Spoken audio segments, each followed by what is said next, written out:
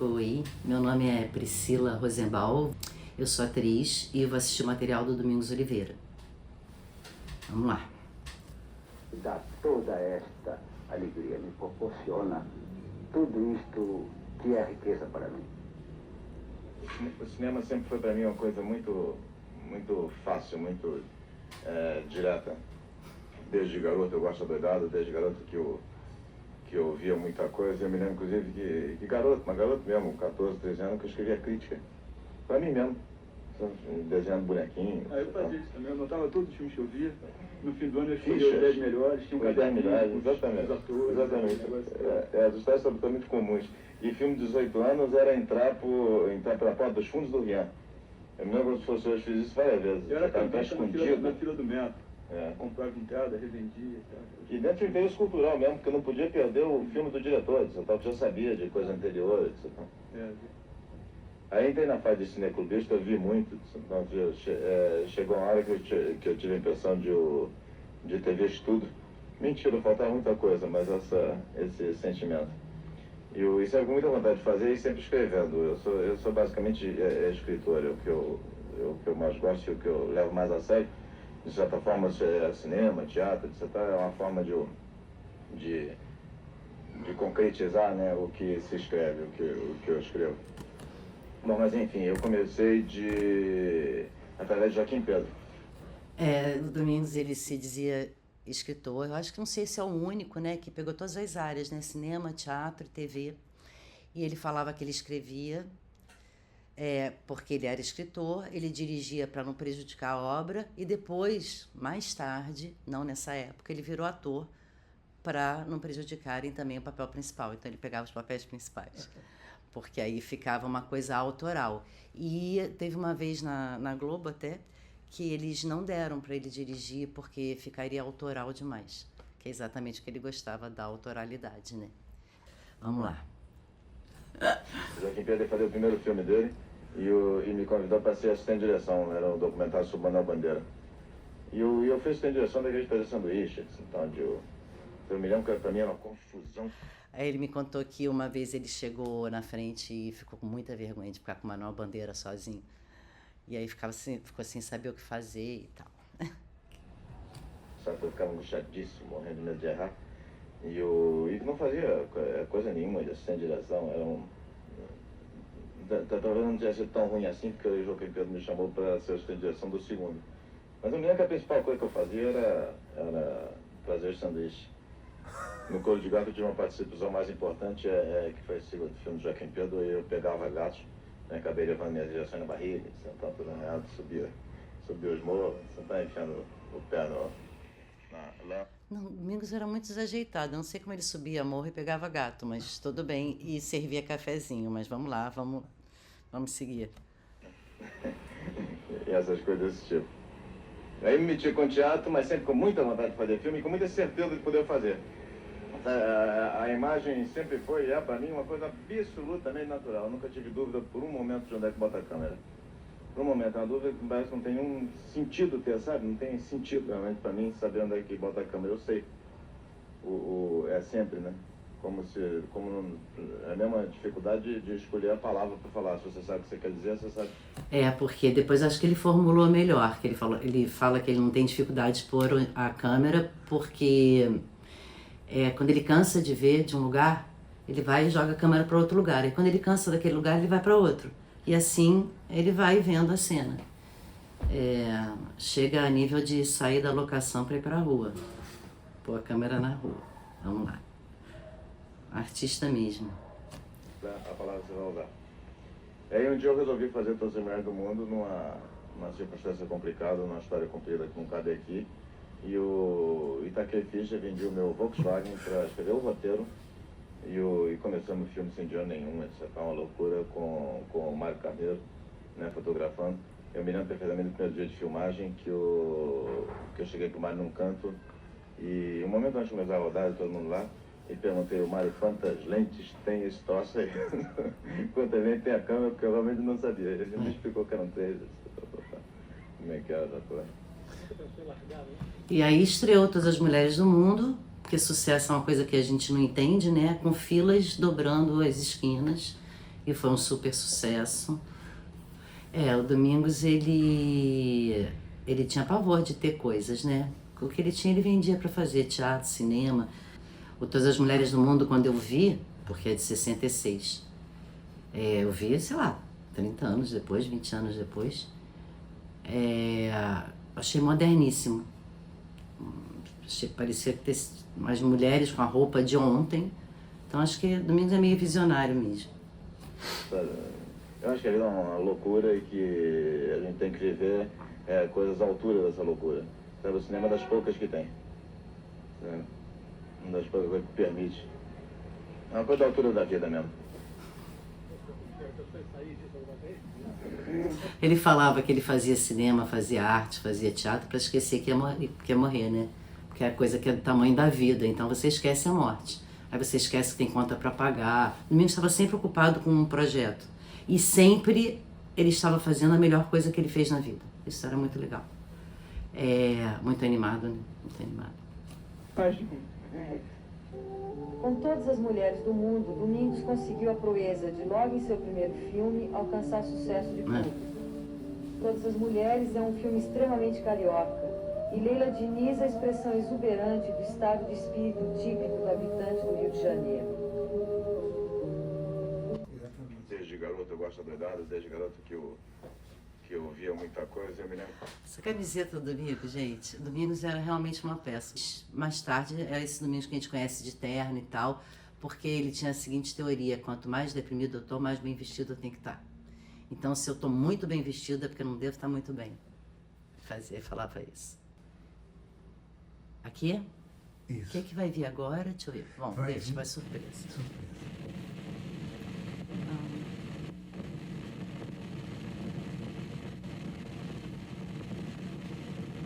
Você reconhece esse local?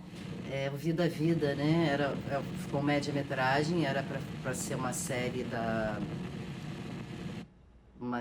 Globo, se não me engano. E virou média-metragem, que tá aí, tá no Canal Brasil. E já é o Domingos, né? Porque todo mundo fala, o Domingos é um cineasta do Leblon. Primeiro que eu que trouxe o Domingos pro Leblon, mas tudo bem. Mas isso não vem ao caso. Ele morava em Teresópolis com a Lenita. Acho que Mariana era pequena, tinha 2 anos, ou não tinha nascido ainda, não sei. E tá filmando em casa. É isso. Do mesmo jeito que ele filmava no Leblon, Vida a Vida é na Casa da Cachoeira, onde depois eu fui alugar uma casa pra gente, porque ele me pediu de presente. Eu ia pra Teresópolis pra fazer outra coisa, ele me pediu de presente uma casa nesse bairro.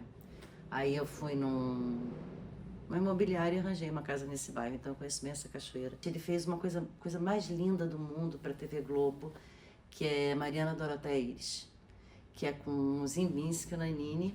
O Zimbinski é um psicanalista, o Nanini é um maluco, e a Mariana tem 2 anos, a filha dele. Então é um psicanalista que foi deixado um bebê na mão dele e ele se interessa em saber como a criança se desenvolve. E vai morar no mato para saber. E aí o louco vai atrás, o neurótico vai atrás e ajuda ele a cuidar da Maria Mariana, que é o papel principal. Mariana Dorothea Iris. Nós estamos aqui na locação de filmagem do Vida a Vida, que é um piloto de série de TV, como os outros 20 que o Embrafilme está produzindo atualmente. Eu estou nesse momento cercado de uma equipe extremamente profissional, com a fotografia de Mário Carneiro, com... Domingos amava o Mário Carneiro, amava. Eu não cheguei a conhecer também. Fagundes e a Lenita Pontinska nos papéis principais, o Antônio Fagundes, com o Juarez no som, enfim, uma equipe altamente profissionalizada. E fazendo o filme num ritmo de televisão, numa linguagem de televisão, da qual eu tenho bastante experiência, né? Estou há muitos anos trabalhando nisso. Ele se vangloriava que ele não estourava planos. Nunca. Eu sempre cumpri o prazo. A gente fez muitos filmes em uma semana, em 5 dias, em 1 mês e meio. O Domingos, ele se adaptava fácil às regras. Maluco, mas adaptado às regras. Eu tenho isso aqui para brincar, vou brincar aqui. O Domingos sempre soube brincar bem. Sempre. Eu dirijo e participo e sou responsável pelos textos do Caso Especial da TV Globo e de outros especiais. Então nós estamos tentando fazer uma filmagem realista do que seria um filme para televisão. Ou seja, nossa filmagem de 2 semanas e o nosso tempo de montagem 1 mês, enfim, um ritmo bem industrial, mas sem nenhum detrimento da coisa pessoal do filme. Na verdade, se trata de um filme pessoal, talvez até extremamente pessoal. Eu, pessoalmente, eu passei 5 anos morando em Teresópolis. E foi aqui que eu escrevi esse Vida a Vida, essa história que gerou essa série. Foi quando minha mulher estava grávida, pouco antes da minha filha nascer. Entendeu? Mais ou menos uns 5 anos. Me ocorreu estudar a história de um homem que não tem nada a ver com o mato, nunca viveu no mato, né? E que ele é contador, ele vive na cidade extraordinariamente reprimido e oprimido, como todos nós. Né? Quando ele vê uma porta, com o auxílio da mulher dele, ele vê uma porta e ele resolve largar aquilo. Ele e a Lerita resolveram se mudar, né, para Teresópolis. É o sonho hippie, né, de morar no mato. O figurino também tá ótimo, né, macacão e paletó. Tá muito bom, Domingos. Gostei desse figurino. Né? Sei de nível social conscientemente e vi ser caseiro numa cidade de veraneio. Essa história, no momento que enfrentado do ponto de vista mais objetivo, ganha muita força e muito poder de discussão filosófico. É por aí que nós estamos indo. Essa história poderá gerar uma série que na verdade é a continuação disso e é a história de amor desse casal. Eu sei lá, tantas vezes eu sofri, ouvi, né, escrevi as histórias de amor mal sucedidas. Né, me deu um grande desafio de dessa vez tentar escrever e tentar devassar o que é uma história de amor bem sucedida. Ele, na verdade, ele não gostava de final triste, ele só gostava de happy end. Todas as Mulheres do Mundo, por exemplo, ele fez para reconquistar a Leila, né? No final eles casam no filme e ele não voltou a ser casado com a Leila. Ele tentou, ele fez o filme para conquistar a Leila. E Final Feliz o Domingos sempre gostou, porque ele falava que a vida é feita do terror e da glória. E que do terror já se fala muito, então por que não falar da glória? Ele falava, eu sou um funcionário da vida e faço parte do departamento de propaganda. Então é isso, desde aí, né? Mas ele sempre pensa que é o primeiro, que ele tá fazendo de Final Feliz. Deixa ele, mas... Ai, esse primeiro episódio de Vida a Vida é isso. Os outros, eu realmente não sei. A responsabilidade de fazer uma série para TV é uma coisa tão grande, uma coisa ainda sem mercado, né? Cujo mercado vai ser, na verdade, eu acho, conquistado pela qualidade, tendo o trabalho que nós possamos fazer, que sobre a série ainda não sei. A gente conversa daqui a uns 15 dias. Tem aqui, ele tá de chapéu de palha. Gente... Não, é porque tem que falar. O Domingos, quando a gente ia pra essa cachoeira, isso em 1990 e tal, eu conheci o Domingos nos anos 80. Ele ia de calção, bota e roupão. Aí fechava o roupão. Só que ele chegava lá em cima na cachoeira, porque era longe lá de casa. Lá em casa não tinha cachoeira. E aí, quando ele chegava na cachoeira, ele lembrava que tinha esquecido o calção. Isso acontecia com muita frequência. Mas era roupãozão, bota. Esse é o Domingos. E tomando a cachaçinha. E o Domingos me contou, não sei se é verdade ou não temos, mas a gente pode pesquisar. Ele afogou a primeira câmera a cores muito cara da TV Globo. Ele estava filmando algum caso especial, aí ele botou assim na praia, na areia, só que a maré subiu. E foi a primeira câmera a cores da TV Globo. Esse é o Domingos. O Domingos era atrapalhado assim. Mas eu não sei, a gente vai ter que pesquisar mais. Então eu resolvi chamar o filme de como suportar, entender e até exercer um certo controle, ou quem sabe ser totalmente aniquilado por aquele monstro invencível, não sei o que, e metafísico chamado ciúme. Excelente título, vou botar no meu próximo filme. Eu achei sensacional, vou escrever para poder decorar o título, é sensacional. Mas aí esse título realmente não dava para botar na pauta do cinema, é um pouco grande demais. E a Lenita, que é a atriz do filme, que é minha mulher, sugeriu a certa altura esse título, Teu Tua. Eu não sei se eu sou propriamente um homem de cinema, não sei nem se eu sou, na verdade, um diretor. Eu sou mais um escritor, que o que eu gosto mesmo é escrever. Eu sou, antes de tudo, um autor. Quer dizer, Ele dizia uma coisa tão linda, ele dizia que existia a terra das peças prontas. Que você era abduzido para um lugar. Ele falava assim, cheguei lá. Se você chegou lá, você chegou a algum lugar. Né? A terra das peças prontas, dos filmes prontos, dos roteiros prontos. Ele adorava escrever, acordava no meio da madrugada, escrevia sem parar, escrevia muito. Amava escrever, brincava com ele. Não sei se você escreve para viver ou se você vive para escrever, né? Ficava na dúvida.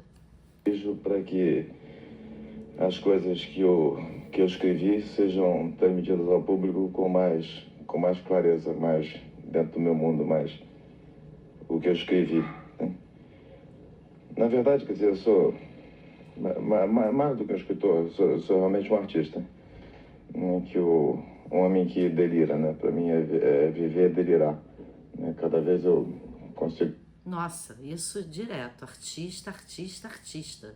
E quantos artistas esse homem criou? Distinguir menos entre, sabe, uma pedra e um sonho.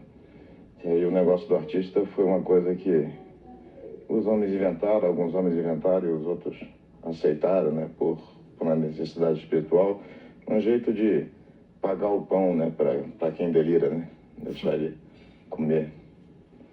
Esse meu último filme chama-se Teu Tua. Tem uma certa coerência com alguns dos meus filmes anteriores, né, na medida de que é uma comédia. Assim. É a minha volta à comédia, de novo curtir a comédia. E como meus primeiros filmes, como Todas as Mulheres do Mundo, como Edu Coração de Ouro, é a comédia urbana. Né. Eu vou contar a história desde o início para vocês entenderem. O filme é produzido pela Embrafilme, então num negócio maravilhoso que eles fizeram comigo, de ser tal, chamado negócio de pai para filho, realmente. Domingos é muito grato a quem produz ele, porque ele sempre se autoproduziu, então ele fica besta de alguém botar dinheiro na obra dele, eu acho. Ele não espera, Domingos não esperava nenhum edital, fazia um filme por ano, mas não... Eu estava devendo um dinheiro à Embrafilme já há muitos anos de um filme meu chamado A Culpa, entende? Que é um bom filme, um filme muito digno, que teve muitas laudas de crítica, mas que não deu dinheiro nenhum. É um filme de 5, 6 anos atrás. E desde então, por causa desse fracasso, eu estava parado em cinema, estava fazendo televisão, teatro, outras coisas, mas sem conseguir fazer cinema. E um dia me chama o Roberto Faria, o diretor da Embrafilme. Ele ficou sem fazer cinema, né? Depois, Todas as Mulheres foi um bom, o Edu já foi médio. A Culpa era um filme hermético, mas belíssimo. E aí ele tá falando aqui que ele ficou um tempo sem fazer. E depois do Teu Tua, ele ficou muito tempo, porque aí acabou a Embrafilme, né? Aí depois teve o governo Collor, e aí eu entrei na vida dele na retomada, em 98, com Amores. Então eu não conhecia o Domingos cineasta dessa época, eu conhecia o Domingos que fazia teatro. E o Domingos que eventualmente fazia televisão. Conheci mais o homem de teatro. E na retomada em 98, o homem de cinema. Aí voltou. Aí fez, sei lá, o todo 17 longas. Então procurei no meu arquivo, eu tenho um arquivo enorme que minha vida está toda lá dentro. Né? Quais eram... Quando eu conheci o Domingos, ele tinha um arquivo enorme. A casa dele era no Barra Mares, na Barra. Aí a casa dele era o seguinte, era um arquivo verde enorme assim, cheio de texto. Em cima, uma televisão pequena, e ele era o primeiro cara que tinha um videocassete. Então a casa dele tinha uma geladeira, tinha uma cama redonda no quarto, o arquivo, em cima do arquivo a televisão e o videocassete. Não, depois ele botou tudo no computador. Ele foi o primeiro cara que eu conheço. O Domingos sempre foi o primeiro cara que eu conheço foi o primeiro cara que teve computador, que passou tudo pro computador. Mas o Domingos falava uma coisa bonita, falava que Godard ensinou ele o corte descontínuo, Truffaut a botar música clássica em cenas rotineiras, Fellini o que mais sonhou, e Chaplin o que mais amou. E ele aprendeu com esses 4. Consideravam os mestres. As histórias mais interessantes que eu podia catar, talvez que eu gostasse, mas que também o público gostasse, e escolhi um tema. Resolvi fazer um filme sobre o ciúme. Falava que era falta de educação, ciúme. Longo. Dizia tudo, realmente não escondia o lado romântico, o lado poético que o filme tem ao lado da sua comédia, e ficou sendo assim. É o teu tour. Vai arranjar essa produção para você poder voltar à profissão. Mas seria bom que você fizesse uma comédia, realmente seria bom que você fizesse uma coisa. Ele não impôs isso, mas realmente ele sugeriu que eu fizesse uma coisa com chances comerciais, né? Com chance de mercado. Domingos, ele, não sei se ele gostava muito de fazer coisas com chance de mercado, mas ele acabou fazendo várias coisas com chance de mercado, né?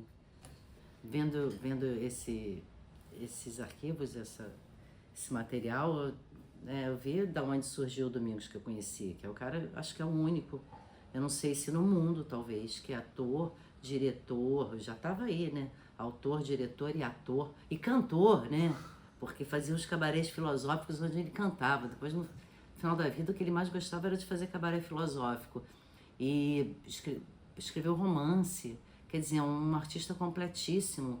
Então vale muito a pena conhecer. E assim, ele escrevia sem saber se aquilo ia virar teatro ou cinema.